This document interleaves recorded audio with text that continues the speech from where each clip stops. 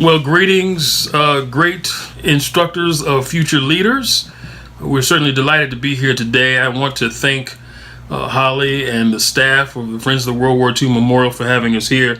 They've always been very gracious to me. And of course, they are doing a noble work, educating people about World War II.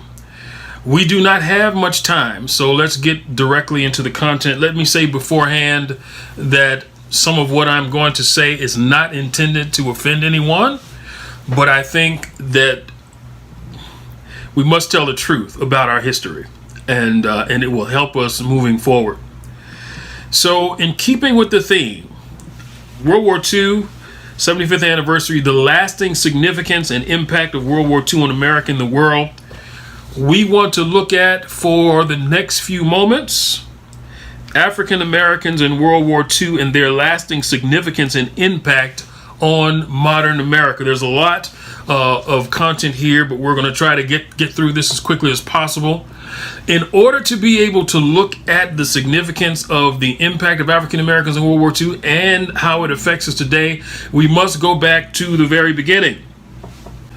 There will be a few underlining themes here. Blacks have traditionally been patriotic towards the United States, particularly defending it. Blacks have always, when called upon, defended the nation. Simultaneously, many times they had to endure prejudice. They were fighting two battles by World War II. It's called the Double V campaign, fighting fascism overseas and fighting racism here at home. And of course, there has always been a struggle to strive for national unity, and we even find ourselves in that struggle today. So let's look at African Americans in the military prior to World War II. Amongst the first to die in the defense of this country was a black man by the name of Crispus Attucks. When General Washington took command of the forces, from the very beginning, he said there were certain individuals he did not want. He did not want the very old, he did not want the very young, and he did not want blacks fighting. Now, once this Revolutionary War is off and popping, which, in other words, once it's being fought, Lord Dunmore makes a proclamation, and he says, any man of color, particularly those who are enslaved, if you fight for the crown, we will guarantee you your freedom. At that point, United States, well, the soon-to-be United States, with its back up against the wall, said, you know what? We will take black troops. And so black troops started fighting. And the same thing was, we will allow you to have your freedom. Now, after the war, a lot of those individuals who were promised freedom did not get that freedom. And this would be the last time that blacks and whites would fight together, shoulder to shoulder, until the Korean War in 1950, in the 1950. So now, we end up at the War of 1812. And there is still a hesitancy of allowing blacks to fight in the Army. There wasn't such a big deal in the Navy. And I think the reason why you're concerned about that is because if you arm these black folk, particularly those who may have been enslaved, there may be a question of who they're going to fight for. If somebody's offering them freedom, they're going to probably fight for that side. The reason why defending the country is important is because defending the country and full citizenship go hand in hand. If a person is willing to lay his life down for the nation, you cannot deny them full citizenship. So blacks participated in the War of 1812, and they were very influential at the Battle of New Orleans, which was commanded by Andrew Jackson. And that was one of the final battles culminating the War of 1812. Blacks defended in other wars, but we don't have time to go through all of them. But the next major war would be the Civil War. Now, when it first started, once again, there's a reluctancy for blacks to fight. Even in Mr. Lincoln's first and second confiscation acts, what he essentially says is, yeah, if there's anything that's being used towards the Confederate effort, it could be confiscated. Well, that also included human beings. And even though it would allow the Army to do that, there was still no permission or definition that blacks could actually fight. So Mr. Douglas says to the president, look, you want to win this war? You've got an untapped source of blacks who will be willing to fight this thing.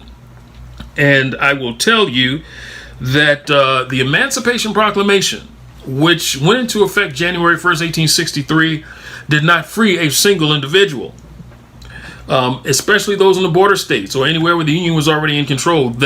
Those individuals were exempt from the Emancipation Proclamation. That Emancipation Proclamation only affected individuals in states that were in rebellion to the Union. But what it did allow, it allowed blacks to fight in the Army and the Navy. Over 209,000 men of color collectively fought in the Army and the Navy. And we know them as United States Colored Troops. There are about 170 some odd regiments that were eventually raised. After the participation in in the Civil War, blacks also were in the... Matter of fact, they authorized troops after the Civil War. These troops were authorized, still segregated, but they were authorized. It started out with 6 units, and after a few years, it went down to 4, the 24th and 25th Infantry Regiments, and also the 9th and 10th Cavalry. We know the latter as Buffalo Soldiers. So World War I starts. And this is after Reconstruction, after the Gilded Era, during at the end, really, of the progressive era. W.E.B. Du Bois, he and others are part of black organizations like NAACP that are trying to fight for civil rights. Here's what he says. He says, forget our special grievances and close our ranks to shoulder with our white citizens and the allied nations that are fighting for democracy. We make no ordinary sacrifices, but we make it gladly and willingly with our eyes lifted to the hills. That is Dr. W.E.B. Du Bois. And so essentially what he's saying is, yeah, I know we're fighting for freedom and democracy here at home, but it is time for us to shoulder with the nation and let's go over there and fight. And I guess maybe what he thought was that after blacks had gone overseas to fight, that they would end up coming home and they would be afforded the same freedoms of freedom and liberty that they had fought for abroad. I must say that there were some things going on in the country during that time. There was an uprising in Houston at Camp Logan, where some police started abusing some of the black residents of the town, and some of those black soldiers went in to help straighten it out. And long story short, a lot of those guys ended up being court-martialed, and they hanged quite a few of them. And this was in 1917 that took place. Now, during World War I, there were 2 colored infantry divisions, the 92nd and the 93rd. Now, this is significant because the 93rd fought under the French flag. At the end of the war, those guys got quite a few medals and commendations. The 92nd did not do that. They didn't do that with the 92nd. Now, both of those units were overseas fighting, and after the war, the Army made or had a survey, and it was called the 1925 Army Report on the Use of Negro Manpower During Wartime. Now, what they did was they surveyed a small portion of individuals in the 92nd Infantry Division. We don't have time to really get into, what all these guys, but most of them were draftees. A lot of them from the South. A lot of them were not educated. So those are the individuals who they are surveying at the time. And here's the conclusion that they came up with. They said, now this is and you can Google this. It says that blacks were lazy, afraid of the dark, had smaller brains, could not process technology, stuff that was more... Anything that was technology, they couldn't process that, didn't have the brains to do that. They were leaderless and non-patriotic and docile and helpless. If you put them out there to fight, they're going to probably turn and run. It's interesting that they would be called docile and harmless when it came to them fighting overseas, and yet back home.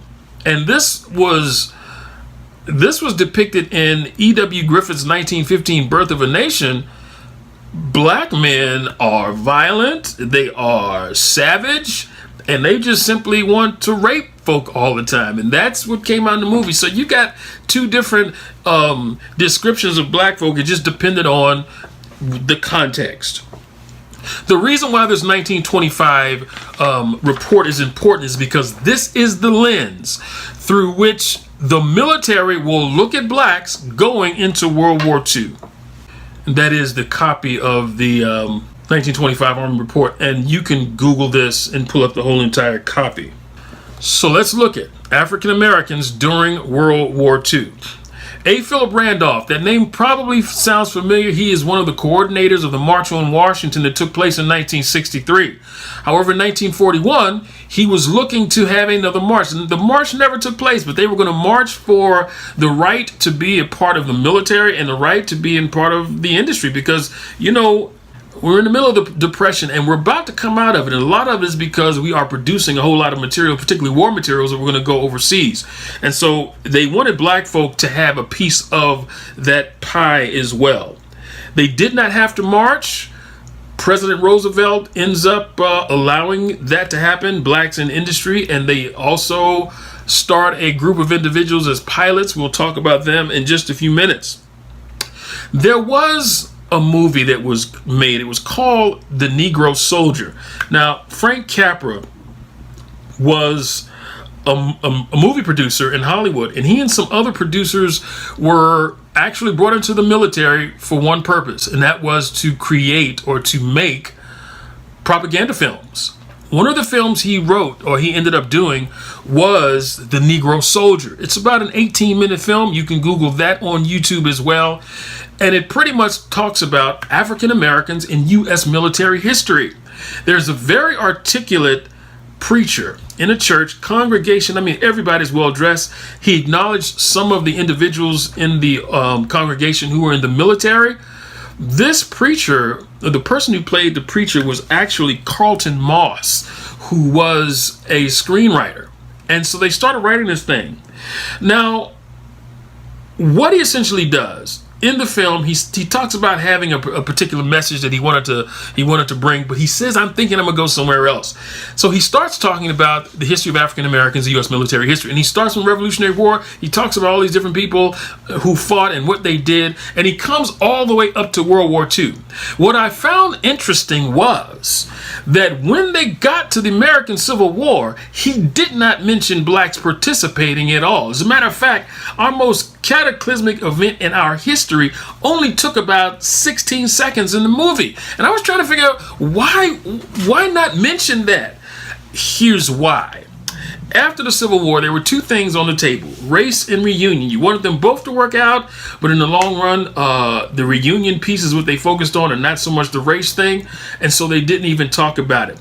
I didn't find out until later the reason why they didn't talk about it is because the War Department told them, in making this film, do not mention Abraham Lincoln, do not mention abolitionists, do not mention anything about black folk helping to save the Union. So it wasn't even mentioned in the movie. And it actually was a point of frustration for Frank Capra. So black folk essentially were able to join the military, and they served in all branches of the war. So let's talk about what did they do. Now, there may be some questions. I'm not going to get too much into what these units did, other than to just mention them briefly. But if there are any questions, we can deal with that after this portion of the presentation. Now, everyone is pretty much familiar with the Tuskegee Airmen. 992 individuals received their wings as aviators. There were about 14,000 others who were non-aviators. You had mechanics, armorers, sheet metalists, air traffic controllers, logistics individuals. So you had quite a few, but mainly people know about the pilots. About a third of the pilots were single engine pilots. Those were the ones who were part of the 332nd Fighter Group, which consisted of the 99th, 100th, 301st, 302nd Fighter Groups. They went overseas and fought in the European theater. But there was another group of individuals, the 477th Bombardment Group. Those guys were trained to fly B-25 Mitchells, which were medium bombers, and they were going to be deployed into the Pacific. However, before those guys went over, the war ended. But their claim to fame is this. They helped. There was what's called the Freeman Field Incident. There were black officers who wanted to go into the officers' club. And Colonel Selway was trying to tell them, hey, you guys are trainees, so you can't go in. But we'll make a separate facility. Well, the guys knew what was up with that and ended up going in anyway. And 101 of those guys got arrested. They tried to court-martial them all. Eventually, the black press got a hold of it. And I think when it was all said and done, I think one person might have gotten fined for striking an officer, but that was it. But that's another part of the Tuskegee experience that we don't talk much about. There were also the Montford Point Marines. These were African-American Marines who fought, and a lot of those guys ended up going into the Pacific. Dory Miller. Listen, Dory Miller was a messman, and he was stationed on the USS West Virginia during Pearl Harbor.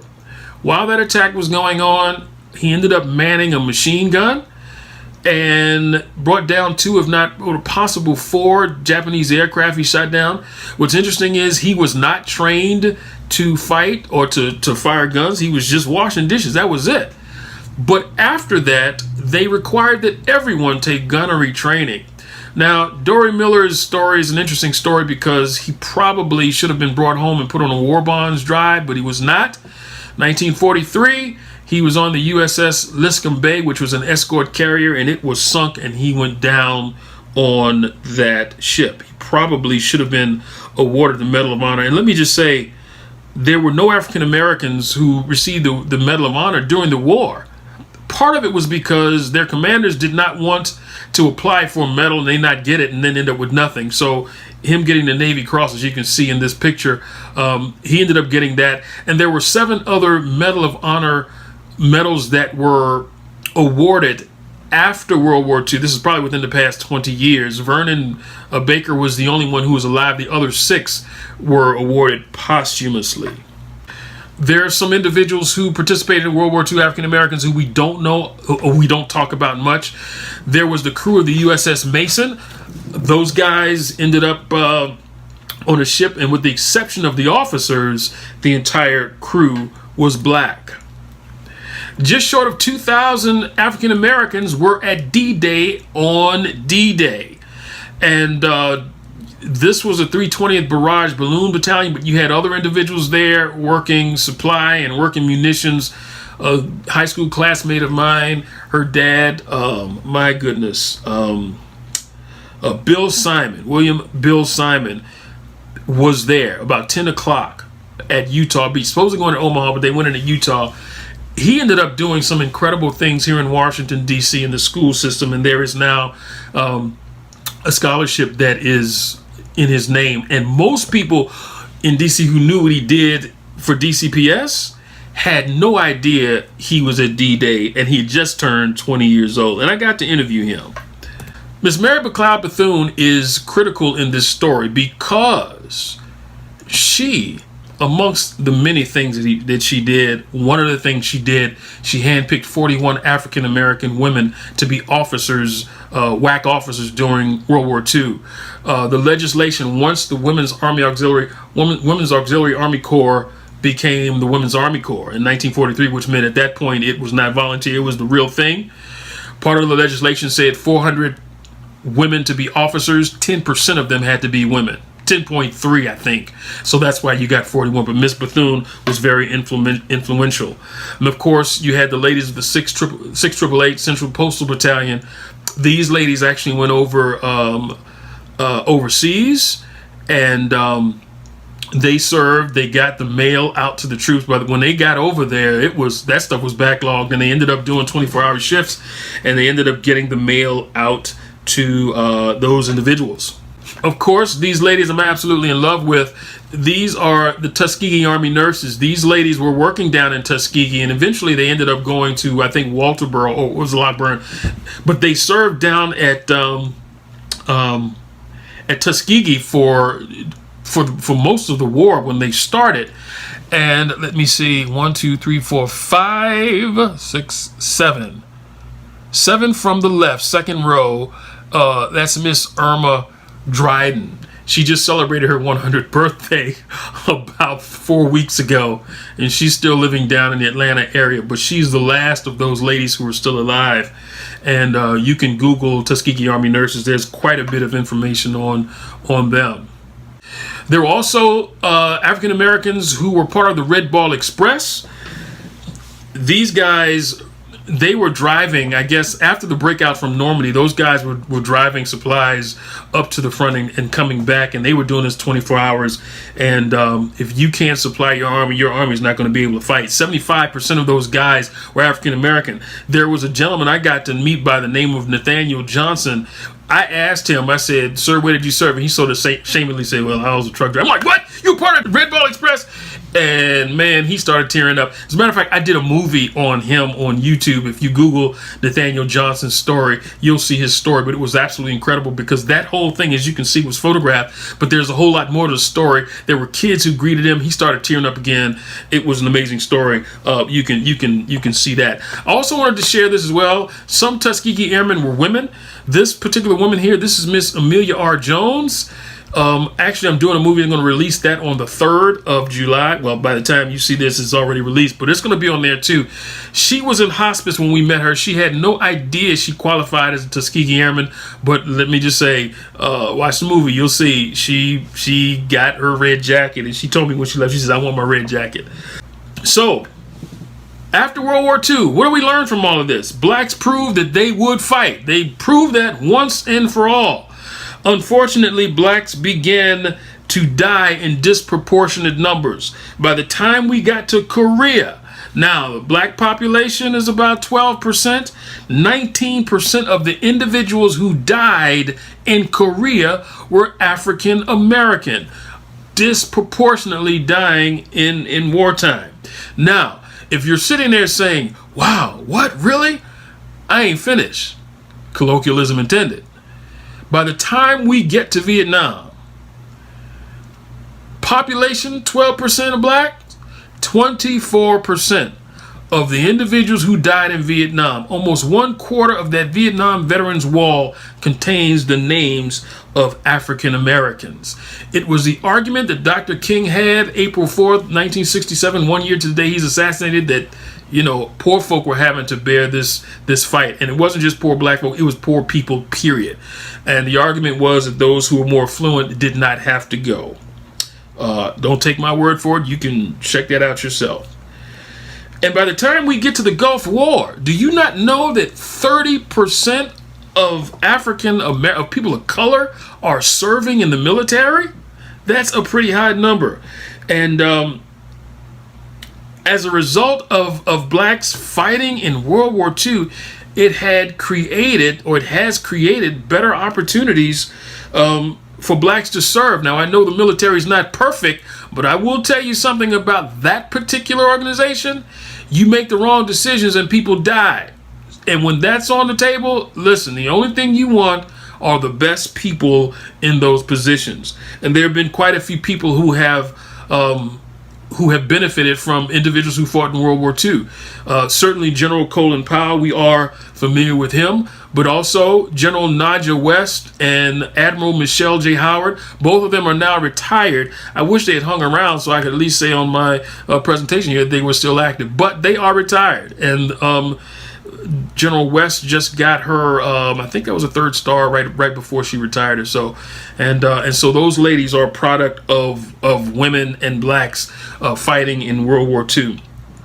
Also up and coming is Colonel Yolanda R. Summons. She's a friend of mine.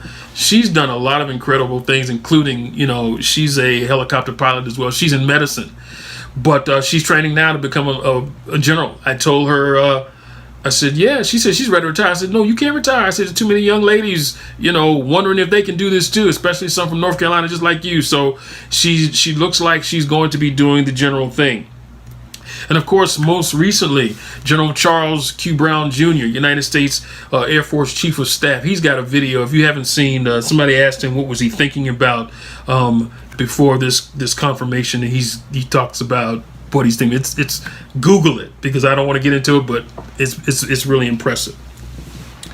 So although not perfect, the U.S. military has been and still is one of the best examples of opportunity, and it's because you really want the best to be in those positions. You can't just put your cousin or your uncle, or can't do that. You gotta have people who can get the job done.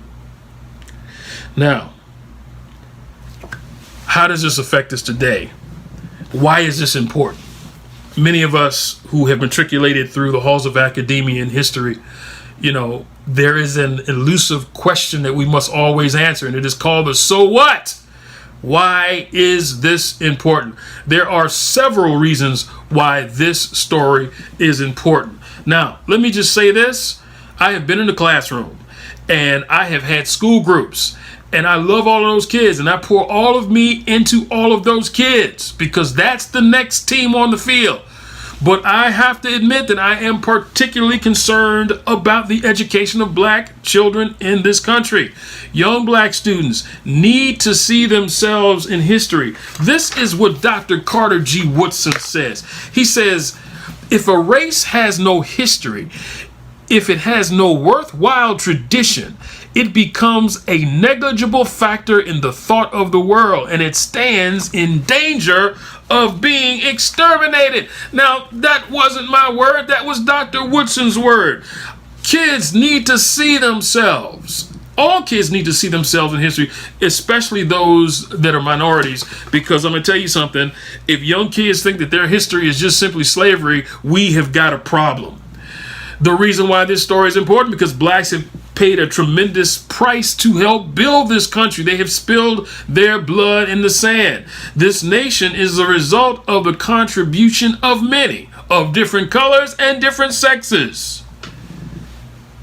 World War II shows us what this country can be like if we come together.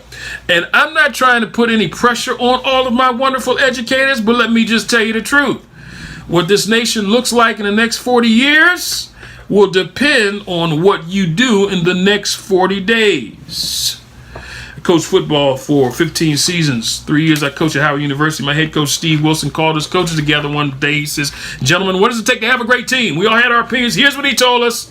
He says it is the acquisition of talent. You're always looking for better players. Now, this current roster of players we've got on the field, if you think it's a great roster, that is absolutely wonderful. Let's work and make that team better. If you think this current roster needs some help, let's work to make it better. But here is the common denominator. I don't care what side of the argument you're on, and it is this.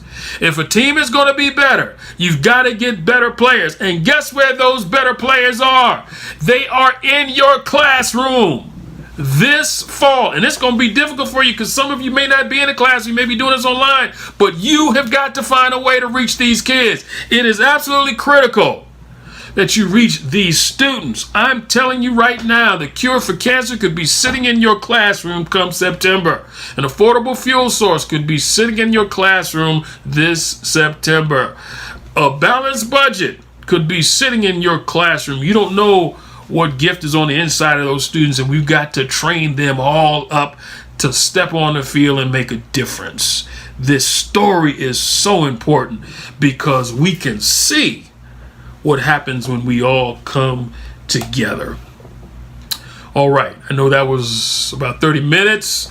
Thank you so much for being a part of this. Thank you, Friends of the World War II Memorial. I hope this has inspired you to understand that your job is absolutely critical. It is absolutely critical. And I just want to say thank you for this time.